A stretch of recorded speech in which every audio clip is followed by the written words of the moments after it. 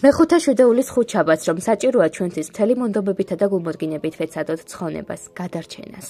ძმანო და მამანო, წერილის მიხედვით ყოვლისავე საქმის და ჟამიარს, ხოლო დრო ცხონების მცდელობისათვის მუდამ და ყოველთვის.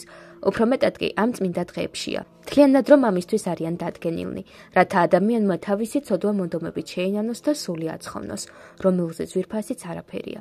ხოლო მუდამ და სრულად საკუთარი თავის ცხონება გვევალება, როგორც მოციქული ამოწმებს და ამბობს, მარადის გიხაროდენ, მოუკლებლად ილოცვიდით, ყოველსა შინახ მადლობდით. ჩვენი სიცოცხლე კი ამ სამი სათნოებით შემოისაზღვრება, რადგან მუდმივი სიხარული სიმართლის მოპოვებულიან და მომპოვებელია და შეუწყვეტელი ლოცვით ეშმაკს ჩვენს წინააღმდეგ ადგილს არ უთმობს. ხოლო ყველაფერში მადლიერება ღმერთის მიმართ ჩვენი სიყვარულის გაცხადებული ნიშანია და ვიცხოვრებთ რა ამგვარად უფალს ორმხრივი სიფრთხილით მოსაწონი გავუხდებით. სულ მოკლენი ოდნავა და ცნუ ვიქნებით, ნურც დაუდევრობით დავუძლურდებით, ან და სიზარმაცით, მსახურებაში, ფსალმუნებაში, ხელსაქმეში. არამედ მთელი სულგრძელებით ყველაფერი აკეთეთ, როგორც ქრისტეს მსახურებმა, როგორც მისი ნაირფერი მადლის კეთილმა გამგებლებმა. ვერ ხედავთ მებრძოლად დადგენილებს, მთელი გულმოდგინებით მეფესთან როგორ მიდიან და რის გამო მიდიან, ესე იგი ჯარისა და სიკვდილის წინააღმდეგ, მაგრამ ასევე ამ წუთიერი დიდებისათვის.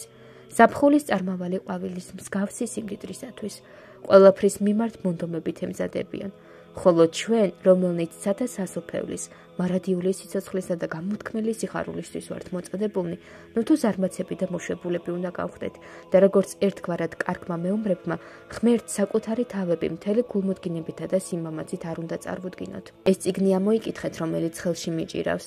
განიცადეთ და მასში დაწერილი წმინდა მამათა სიმხნე და სიმამაცე გაიაზრეთ, თუ მათ შორის რამდენი გულმოდგინება იყო, რამდენი სულის მდუღარება, რამდენი მოღვაწეობა, რომლითაც ჩვენმა ქრისტე ღმერთმა განადიდა და თავისი ღმრთების მსგავსად წარმოაჩინა, რომელთა მიერაც საკვირველი სასწაული და ნიშნები აღესრულებოდა, ხოლო მათ შორის გაბრწყინდებოდნენ არა მარტო თავიდანვე კეთილნი, დაუცემელნი და ცოდვის გემოს უცოდინარნი, არამედ დამარცხებულნიც და ბოროტ ცოდვებში დაცემულნიც, რადგან სინანულის კეთილი წამალი მიიღეს.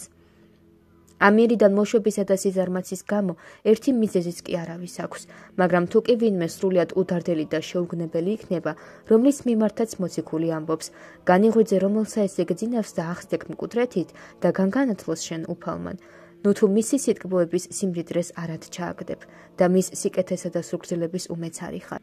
რამე თუ სიტკბოება იღმრთისა ის სინანულად მოგიყვანებს შენ, ხოლო სიფიცხით ამაგით შენითა და უნანელითა გულითა იუნჯებ თავისა შენისა რისხვასა დღესა.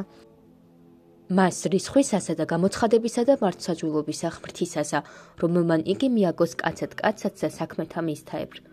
დაინახე შეურაცხყოფელო ამ რისხვისაგან შეზრწუნდი და უდარდელი ძილისაგან წამოდექი.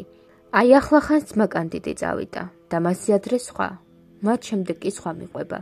არავინ დარჩება და ყველა წავა, მაგრამ ვაშა კეთილად მცხოვრებთ და უბიწოდ წასულთ, რადგან უკვდავი სავაჭრო შეისყიდეს და მარადიული შესაძენი გულმოდგინებითა და მონდომებით შეიძინეს, მაგრამ ვინაიდან სავაჭრო ჯერ კიდევ არის და ცაცა სასופევლის შესყიდვა წინ გვიდევს, მოდით გევედრებით ძმებო და მამებო, ყველამ გავიღვიძოთ, ყველანი გამოვხიზლდეთ. ყველამ საღვთო და უხრწნელი კეთილდღეობა შევიძინოთ, რათა ყველა წმინდანთან ერთად ცათა სასופევლის მკვეთრნი გავხდეთ, ჩვენი უფლის იესო ქრისტეს მიერ, რომლისაც არის დიდება და სიმტკიცე, თანა მამით და სულით წმინდით ურთ, აწდა მარადის და უკუნითი უკუნისამდე. ამინ.